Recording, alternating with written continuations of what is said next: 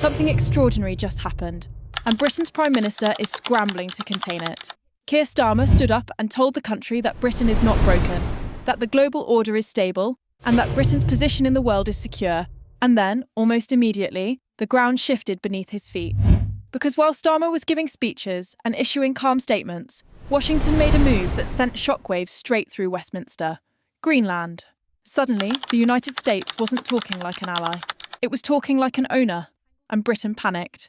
Emergency statements, rushed diplomatic language, talk of this special relationship being stronger than ever, promises of higher defence spending, whispers of trade, deals worth billions. Translation: please don't cut us out. Before we continue, please take a moment to like this video and subscribe to Britain Daily. It's completely free, and it helps us keep bringing you the hard-hitting stories that matter. Back to the chaos. Starmer wasn't just responding to a policy disagreement. He was responding to the terrifying realisation that Britain might no longer matter in the way it once did. And here's the part nobody wants to say out loud. This wasn't really about Greenland. It was about who sets the rules now. Because for the first time in generations, the United States is openly questioning the post-war arrangement, the one Britain helped to design but no longer controls. While UK politicians argue about language and values, Donald Trump is playing power politics. Cold, transactional, unemotional. Greenland was the signal, not the objective. On the surface, the argument is about Arctic security, Russian ships, Chinese influence, NATO stability. But beneath that is something far more dangerous for Britain. A new American doctrine that doesn't ask, what's good for the West? It asks, what's good for America? And if Britain, Europe, or NATO don't fit into that answer, they're sidelined. That's why Starmer's reaction matters. Not because of what he said, but because of how defensive it was. Because deep down, Westminster understands what this moment represents. The old assumptions are gone. The idea that Britain automatically has a seat at the top table, gone. The idea that America will carry the cost of Europe's security forever, gone. The idea that NATO is untouchable, shaking. And this is why the establishment is so desperate to frame this as chaos, recklessness, or Trump being Trump. Because admitting the truth is far worse. This isn't chaos, it's a reordering. And Britain, under Keir Starmer, is reacting, not leading. If you want to understand why Keir Starmer looks uneasy, why Britain is suddenly pleading loyalty, and why Europe is panicking behind closed doors, you need to look at one document, not a speech, not a tweet, not a headline, a strategy. Every American president is required to publish a national security strategy. Most are vague, carefully worded, full of platitudes about democracy and cooperation. This one isn't. It reads like a warning. No talk of leading the free world. No promises to defend global order at any cost. No moral lectures. Instead, it lays out a brutally simple principle. American power exists to serve American interests, and nothing else. That single sentence should terrify Westminster. Because buried in this document is a quiet but radical shift. One Britain was never meant to notice until it was too late. American politicians don't swear loyalty to NATO. They don't swear loyalty to allies. They swear loyalty to the US Constitution. And the Constitution doesn't mention Europe. It doesn't mention the UK. It doesn't mention NATO. Alliances are tools, not obligations. And that means if an alliance no longer delivers value, it can be renegotiated, downgraded, or discarded. And suddenly, the world starts making sense. Why peace talks are happening on American terms. Why foreign leaders are being summoned, not consulted.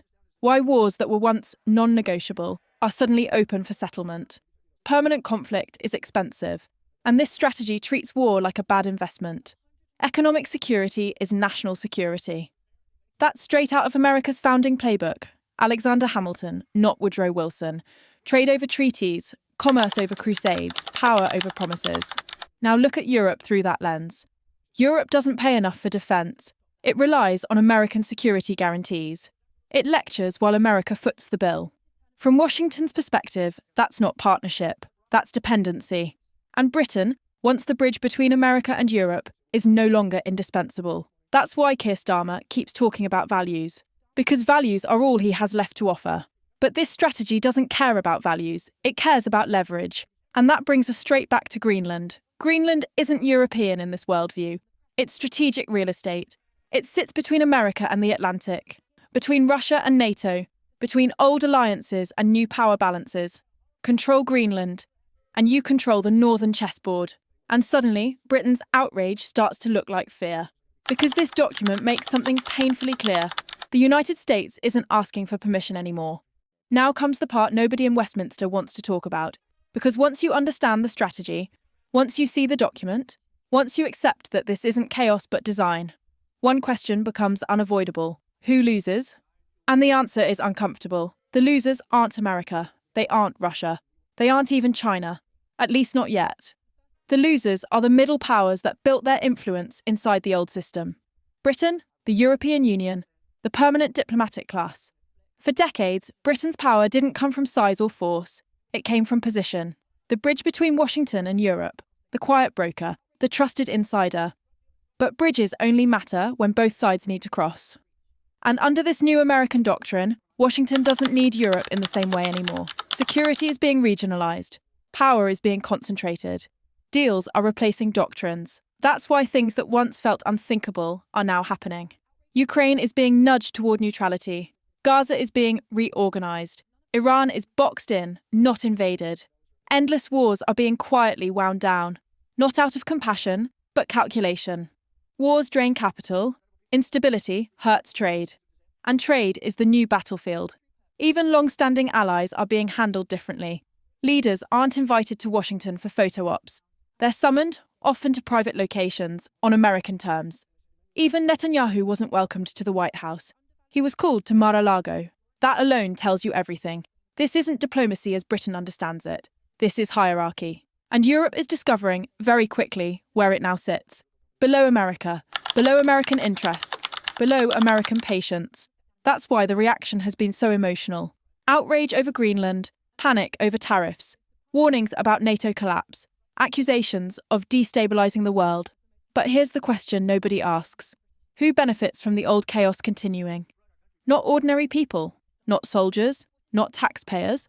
Permanent war-enriched defence contractors, NGOs, bureaucracies, and political careers, not citizens. And this is why the backlash is so fierce. Because this strategy threatens an entire class of people whose power depends on never-ending crisis. Britain's political establishment senses it instinctively. Their influence is fading, their access is shrinking, their leverage is disappearing, and Keir Starmer is trapped in the middle of it, trying to defend a system that no longer works, to an ally that no longer believes in it. So when you hear anger over Greenland, or speeches about shared values, or warnings about dangerous populism, understand what you're really watching. A world order defending itself, not because it's right, but because it's dying. The only question left is this. Will people accept a colder, harder, business-first world, or will they cling to a moral language that no longer matches reality? That decision won't be made in Washington. It'll be made by voters, in Britain, in Europe, everywhere. And the people who used to run the game know it. That's why this moment feels so tense. Because history is moving, and not everyone is coming with it. This didn't start with Greenland, and it doesn't end with Keir Starmer. What we're watching is the collapse of assumptions that defined global politics for decades. In part one, we saw Britain panic. A prime minister insisting everything is stable, while scrambling behind the scenes.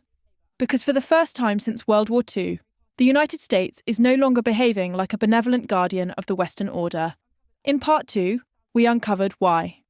A US national security strategy that replaces ideals with interests, alliances with transactions, endless war with hard-edged commerce. America isn't asking what's good for the West anymore. It's asking what's good for America. Full stop. And in part three, the consequences became clear. Middle powers like Britain and the EU are losing relevance. Diplomatic influence is shrinking. Moral authority is being replaced by leverage. Wars are being wound down, not because leaders suddenly found compassion, but because permanent conflict is bad for business. This isn't chaos, it's a reset, a colder world, a more honest one, where power is no longer hidden behind speeches about values. And that's why the backlash is so fierce. Because this shift threatens an entire political class, people whose power depends on permanent crisis, endless negotiation, and voters never being allowed to see the real rules of the game. Greenland was just the signal flare. The real message was this. The old order is over. The question now isn't whether this change is coming. It's whether ordinary people will finally be told the truth about it. So I want to hear from you. Do you think this is the end of permanent war, or the start of something even more dangerous? Is Britain being sidelined, or was its influence already gone? And is this brutal business-first world order more honest or more frightening?